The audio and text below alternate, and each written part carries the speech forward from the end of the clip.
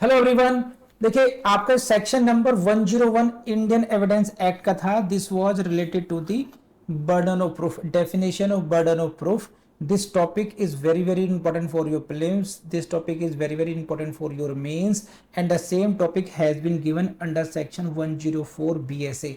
There is absolutely no change, same concept, same bare act language है, कुछ भी change नहीं हुआ है. आपको सिर्फ इतना करना है कि बेयर एक्ट के जो सेक्शंस है उनको एडजस्ट करना है. तो आप ऐसे याद कर लीजिए 104/101, otherwise everything will remain same. तो इसी को ध्यान में रखते हुए लेट्स स्टार्ट द क्लास. चलिए टॉपिक शुरू करते हैं. Burden of proof. This is the starting of the topic burden of proof and it starts with the section 101. and before I going to this concept burden of proof, you will have to understand the actual में concept है क्या. कि दो चीजें होती हैं, एक तो होता है बर्डन ऑफ प्रूफ, एक होता है ओनेस प्रोबेंडी. ये समझिए, एक होता है burden of proving the case. Initially किस पर बर्डन है प्रूफ करने का, केस को साबित करने का भार इनिशियली किस पर है, बर्डन ऑफ प्रूफ, और इट रिमेन्स अपॉन हिम, जिस पर होगा वो. It never shifts. That is what burden of proving the case. And second concept है burden of adducing the evidence. Evidence को प्रोड्यूस करने का भार, उसे क्या बोलते हैं हम लोग, onus probandi. It keeps on shifting, it keeps on shifting. समझे आप. तो इसको हम लोग पढ़ना है कि भाई इसमें अलग अलग देखना कैसे कैसे किस पर बर्डन ऑफ प्रूफ है और किस पर फिर ओनस प्रोबेंडी होगा, कैसे कैसे शिफ्ट होगा वो. तो it is regarding this concept of burden of proof. And for that purpose please go to section 101. What it says, whoever desires any court, this is section 101, whoever desires any court to give judgment as to any legal right or liability dependent on the existence of facts which he asserts must prove that those facts exist. समझे. When a person is bound to prove the existence of any fact, it is said the burden of proof lies on that person. अब इसको आप इस slide में समझिए, इसमें समझ में आएगा आपको. When a person, this is the person, desires the court to give any judgment to as to any legal right or liability. ठीक है. And this legal right or liability is dependent upon the existence of facts. If those facts exist, only then the legal right can be ascertained. Only that legal liability can be ascertained. The legal right or liability is dependent upon the existence of those facts. अगर इन facts को prove कर देंगे तभी वो right और liability decide होंगी, उसी के बेस पर कोर्ट जजमेंट दे पाएगी. समझे आपने. तो I am desiring from the court that please give the judgment, this is my right, please ascertain it, this is his liability, please fix the liability. Why I am right, I am saying my right because of existence of these facts. Why his liability, because of existence of those facts. So ultimately right or liability is dependent upon the existence of certain facts. कि वो तथ्य prove हो जाएंगे तब आपका right और liability fix होगी. तो उन तथ्यों को प्रूव कौन करेगा, जो कोर्ट से रिक्वेस्ट कर रहे हैं, who desiring from court कि you should give judgment in my favor, then he must prove the existence of these facts and it is said burden of proof lies upon him. burden of proof, burden of proof. बात समझ में आई. अब जरा दोबारा देख लेते हैं 101 की लैंग्वेज को. Whoever desires any court, समझ में आ रही बात अब तो, to give judgment as to any legal right or liability dependent on the existence of facts which he asserts, he must prove that those facts exist. And if we say when a person is bound to prove something, to prove the existence of any fact, it is said burden of proof lies upon that fact. समझे बात. इसे कहते हैं burden of proof. जब ये कहा जाए कि इसको साबित करने का भार इस पर है, आपको प्रूव करना पड़ेगा. For example in criminal cases burden of proving the guilt of the accuse is upon the prosecution will have to prove this case. सही है. In civil cases it is the case of plaintiff. तो initially plaintiff has to prove his case, अगर वो कोई facts को लेकर के आ रहे हो. ठीक है ना, बात समझ आ रही है आपको. लेकिन अब ये बर्डन प्रूफ का लेवल क्या है ये आपको देखना पड़ेगा. बर्डन प्रूफ का स्टैंडर्ड अलग अलग होता है हर केस में. सिविल केसेस के पैरामीटर्स अलग हैं और क्रिमिनल केस के पैरामीटर्स अलग हैं, सही है। इन केस ऑफ क्रिमिनल केसेस, देखो ये लेवल है किसी भी चीज को, किसी भी फैक्ट को प्रूव करने के। There can be 3 levels. पहला क्या, प्राइमा फेसाई केस प्रूव करना या preponderance of probability. Prima facie case prove करना या प्रीपोंडरेंस ऑफ प्रोबेबिलिटी। इसका मतलब क्या है, 51% मेरे फेवर में है, prima facie case seems to be in my favour. समझ रहे मतलब, एक फैक्ट को प्रूव करना कि भाई कि ये रिमोट मेरा है या नहीं है, ठीक है। आप कह रहे हैं नहीं है, मैं कह रहा हूं मेरा है। अब लेकिन 100% मैं भी इसको प्रूव नहीं कर पा रहा हूं और 100% अपने फेवर में आप भी प्रूव नहीं कर पा रहे हैं इस बात को। बट जितना ही मटेरियल कोर्ट के सामने है, तो अगर परसेंटेज देखा जाए तो 51% इज इन माई फेवर, मतलब more than half, more than you. तो इसे कहते हैं प्रीपोंडरेंस ऑफ प्रोबेबिलिटी की भाई इसी की संभावना ज्यादा, संभावना इधर होगी, मेरी तरफ हो गई अभी। आ रही बात समझ में, this is preponderance of probability, संभावना के आधार पर कि इसकी अधिक संभावना है, कंपैरेटिवली संभावना एक पक्ष की तरफ झुकी हुई है। ये लेवल हो गया फर्स्ट लेवल। सेकंड लेवल क्या, क्लियर एंड क्लिंचिंग एविडेंस आपके पास। I am showing the bill, this the case of clear and clinching evidence का होना, उससे अप्रूव कर सकते हैं किसी फैक्ट को। And third is the case of beyond reasonable doubt, एक किसी फैक्ट को बियॉन्ड रीजनेबल डाउट जाके प्रूव करना, संदेह से युक्त संदेह के परे जाकर साबित करना।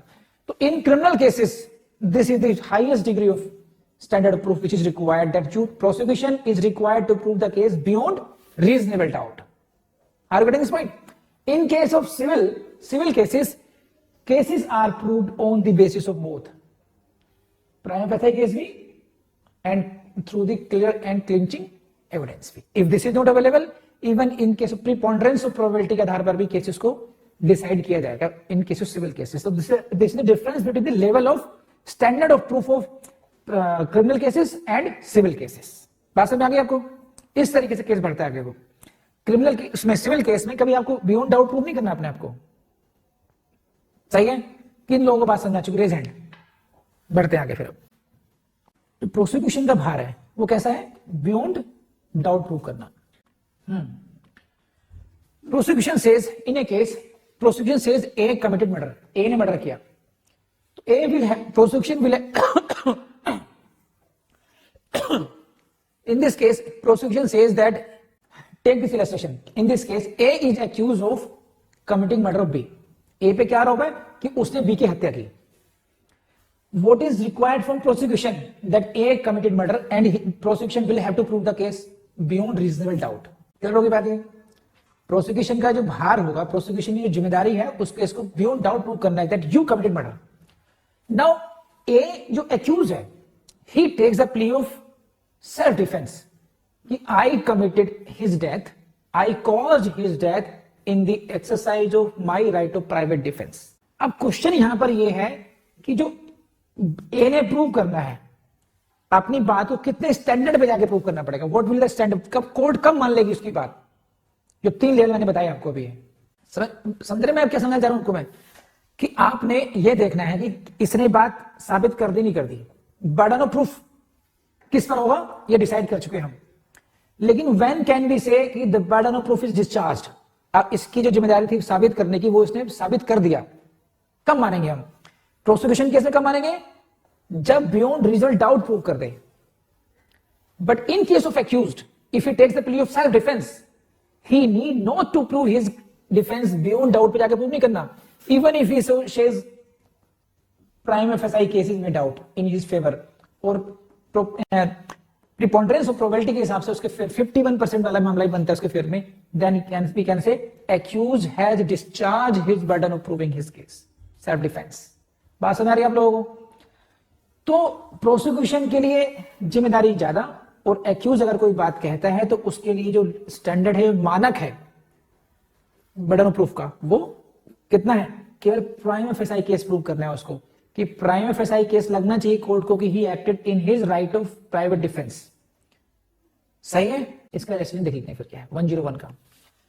ए desires court to give judgment that B shall be punished for a crime, B को एक अपराध के लिए दंड मिलना चाहिए।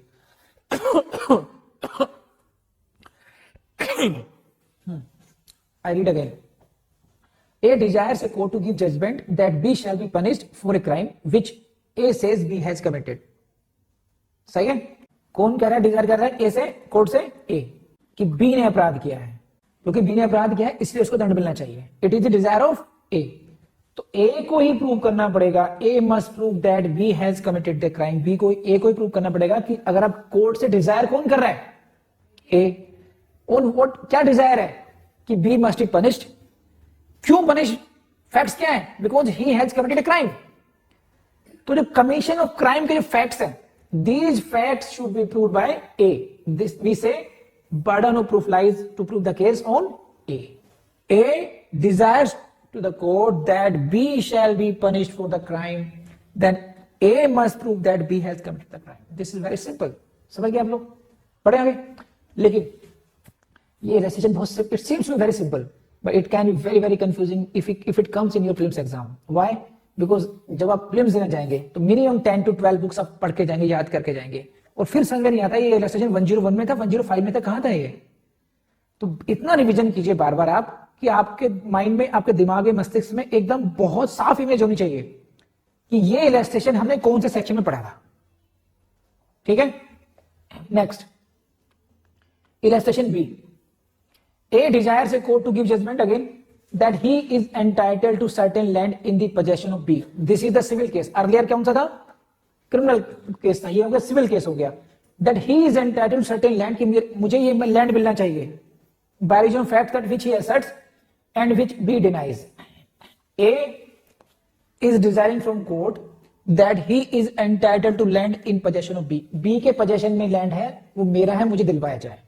ठीक है, इसका क्लेम क्या है, जो फैक्ट्स वो बता रहा है कि इन फैक्ट्स के आधार पर I am claiming my claim, then A will have to prove those facts on the basis of which he is claiming the land, therefore burden of proof lies upon A. हो जाएगा 101। सो दोस्तों, मुझे पूरी उम्मीद है कि ये क्लास आपको बहुत पसंद आई होगी, और इसी के साथ साथ मैं आपसे ये जरूर गुजारिश करूंगा कि आपके कमेंट्स आएंगे तो मेरा मोटिवेशन बना रहेगा। प्लीज अपने कमेंट्स जरूर लिखिएगा, और कुछ भी आपको सजेशन देना है तो वो भी जरूर लिखिएगा। सेकेंडली, हमारी जो वेबसाइट है vidhijudicial.com, जिसका लिंक डिस्क्रिप्शन बॉक्स में दिया गया है, उसको जरूर एक्सप्लोर कीजिए। आपको जुडिशरी की कोचिंग के लिए हो, या फिर पब्लिक प्रोसिक्यूटर की कोचिंग के लिए हो, या फिर कोई भी लीगल एग्जाम हो, उसकी कोचिंग के लिए आपको जो मटेरियल चाहिए, आपको सिलेबस चाहिए, आपको प्रीवियस ईयर से क्वेश्चन पेपर चाहिए, आपको टेस्ट पेपर चाहिए, आपको प्रैक्टिस टेस्ट पेपर चाहिए, आपको मॉक टेस्ट चाहिए, आपको बेरेट चाहिए, आपको जो कुछ चाहिए वो सब कुछ आपको vidhijudicial.com पर मिल जाएगा। तो विधि जुडिशियल एकेडमी की वेबसाइट पर आइए और अपना निःशुल्क पढ़ाई जारी रखिए, जो अपना मिशन है। ठीक है, कर लेंगे आप अच्छे तरीके से। एंड डोंट फॉरगेट, मैंने आपको बहुत मल्टीपल टाइम्स आपको रिवीजन की जो ट्रिक्स हैं वो सिखा रखी हैं, उसको जरूर करेंगे आप, फॉलो करेंगे, भूलेंगे नहीं। और नेवर फॉरगेट, वही बात क्या कि आपको जज बनना ही है, हर हालत में जज बनना है। Got it? चलिए, कम टू नेक्स्ट टॉपिक।